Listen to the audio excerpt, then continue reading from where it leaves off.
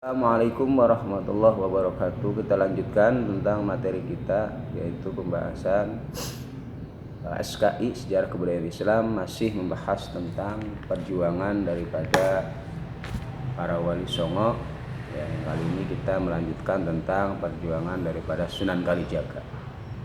Ya, para wali-wali Allah Subhanahu wa taala yang memiliki jasa yang besar di dalam menyebarkan agama Islam di bumi Nusantara ini, ya, tanpa menggunakan kekerasan, tanpa mengalirkan darah sedikit pun. Yang tadinya penduduk Nusantara Indonesia mayoritas bukan beragama Islam, ya, dengan kehadiran dakwah para wali songo, diantaranya adalah Sunan Kalijaga, dengan dakwah yang lemah lembut, bil hikmah wal mau'idatil hasanah, dengan dakwah melalui media kesenian. Alhamdulillah sampai hari ini bumi Nusantara Indonesia menjadi satu negara yang berpenduduk muslim terbesar di dunia, ya, karena berkat perjuangan dakwah daripada para wali songo yang menyebarkan agama Islam dengan ramah, dengan santun, tanpa adanya penumpasan darah dan kekerasan. Nah, kali ini kita akan menjelaskan tentang perjuangan dan dakwah Sunan Kalijaga. Ya, setelah menemui kedua orang tuanya di Tuban, ya, Sunan Kalijaga memohon izin untuk berdakwah, ya, ke berbagai daerah di tanah Jawa. Maka dengan izin dari kedua orang tuanya, Sunan Kalijaga mulai berkelana ke daerah Jawa Tengah dan juga Jawa Barat. Di dalam berdakwah, Sunan Kalijaga menjadikan kesenian dan budaya masyarakat setempat sebagai media dakwahnya. Ya. Jadi Sunan Kalijaga menjadikan media dakwahnya adalah dengan budaya dan kesenian. Seperti halnya salah satu gurunya, yaitu Sunan Bonang. Ya, Sunan Kalijaga juga dikenal sebagai seorang waliullah yang memiliki jiwa seni yang tinggi. Ya, jadi Islam itu tidak melarang seseorang berkarya di dalam seni. Ya, baik itu bermusik selama itu tidak melanggar aturan syariat agama Allah Subhanahu wa taala, seni melukis dan lain sebagainya, ya. Cara dakwah dengan menjadikan budaya dan kesenian daerah setempat sebagai media membuatnya mudah dan cepat diterima oleh masyarakat dimanapun dia berada, ya. Sunan Kalijaga tidak pernah memaksa atau menyalahkan budaya atau kesenian daerah yang masih bertolak belakang dengan ajaran Islam secara langsung. Namun beliau mendekati masyarakat dengan kesenian dan budaya mereka. Setelah mereka senang dan tertarik, baru diberikan penjelasan tentang ajaran Islam.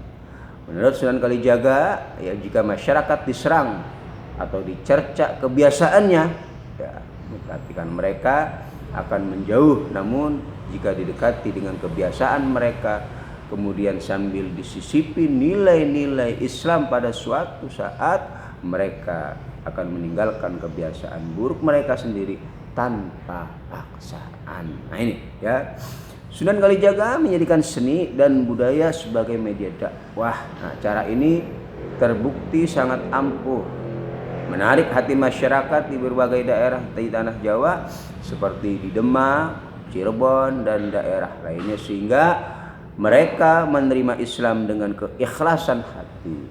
Sunan Kalijaga menggunakan wayang, seni ukir, gamelan, dan suluk sebagai media dakwah, ya, sebagai Adipati Tuban, karena ia ingin berdakwah menyebarkan agama Islam ke tanah Jawa, ya.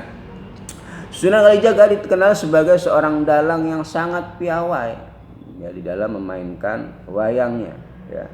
Beliau sering mengubah atau menyisipkan lakon-lakon pewayangan yang kental dengan ajaran Hindu dan Buddha dengan ajaran Islam. Sebagai salah seorang wali songo, ya, banyak jasa dan perjuangan yang dilakukan Sunan Kalijaga bagi perkembangan ajaran Islam di tanah Jawa, diantaranya sebagai berikut. Kalian, ya, tulis, ya halaman 11 nomor 1 menciptakan berbagai kebudayaan daerah yang bernapaskan ajaran Islam. Ya, 2, 3 dan 4 ya. Kemudian 5 cara berdakwah Sunan Kalijaga. Jangan lupa ya ditulis ya.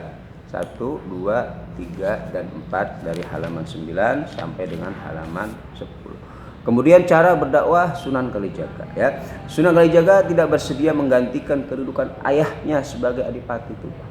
Inilah seorang kekasih dari kekasihnya Allah Subhanahu wa taala yang hidupnya bukan hanya melulu untuk kesenangan duniawi, bukan hanya melulu untuk mencari jabatan, tetapi bagaimana di dalam menjalani kehidupan di dunia ini adalah untuk mencari ridho Allah Subhanahu wa taala.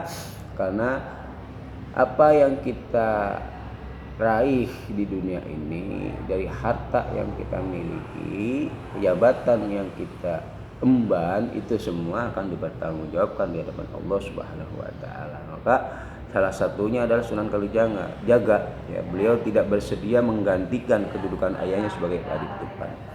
Beliau malah memilih kembali mengembara untuk melanjutkan dakwah dan penyebaran agama Islam di Jawa Tengah hingga ke Jawa Barat. Ya, beliau bahkan sangat arif dan bijaksana di dalam berdakwah sehingga dapat diterima dan dianggap sebagai guru suci setanah Jawa. Mulai dari golongan petani hingga bangsawan dan raja-raja dapat menerima ajaran Sunan Kalijaga yang berciri khas Jawa namun tetap Islami. Di dalam berdakwah Sunan Kalijaga dikenal sebagai muballigh ya. Caranya berdakwah sangatlah luas ya. Bil hikmah wal mau'izatul hasanah ya, dengan kelembutan ya. Rakyat Jawa yang saat itu banyak menganut kepercayaan lama tidak ditentang adatnya ya, tidak ditentang adat istiadatnya. Maka al-adat muhakkamah, adat itu bisa dijadikan hukum selama adat tersebut tidak bertentangan dengan syariat agama Allah Subhanahu wa taala. Karena Islam itu penyempurna dari kebudayaan, dari adat istiadat, dari ciri khas satu wilayah. Selama adat kemudian ciri khas kebudayaan itu tidak bertentangan dengan ajaran syariat agama Allah Subhanahu wa taala, maka adat istiadat atau ciri khas atau budaya tersebut tentulah tidak dihukumi haram selama itu semua tidak bertentangan dengan agama Islam. Beliau mendekati rakyat dengan cara yang halus ya. Kemudian yang bahkan di dalam berpakaian beliau tidak memakai jubah ya, bukan berarti jubah itu ya pakaian orang-orang Arab, silahkan ya.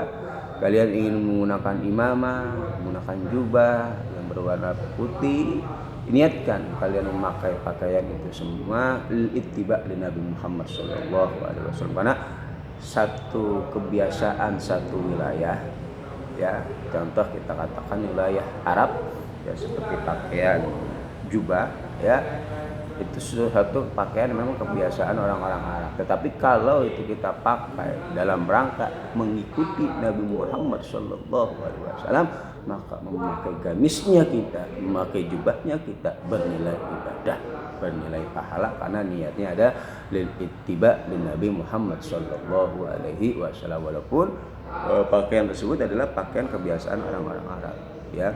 Nah ini bahkan ya, dalam berpakaian beliau tidak memakai jubah, melainkan memakai pakaian adat Jawa yang disalin dan disempurnakan sendiri secara Islami, sehingga rakyat tidak merasa aneh ya, dan mau menerimanya dengan senang hati ya. Cara berdakwah tersebut sangatlah efektif ya. Sebagian besar adipati di Jawa memeluk agama Islam melalui tangan daripada Sunan Kalijaga. Di antaranya adalah Adipati Padanaran, Adipati Kartasura, Adipati Kabumen, Adipati Banyumas serta Pajang yang sekarang ini adalah Kota Gede atau Jogja. Kemudian yang kedua, beliau merupakan orang yang ahli budayawan ya. Gelar tersebut tidak berlebihan. Kenapa? Karena beliaulah yang pertama kali menciptakan seni pakaian seni suara, seni ukir, seni gamelan, wayang kulit, beduk di masjid, ya, grebek maulid kalau ada acara maulid, ya. Kemudian seni tata kota dan lain-lainnya.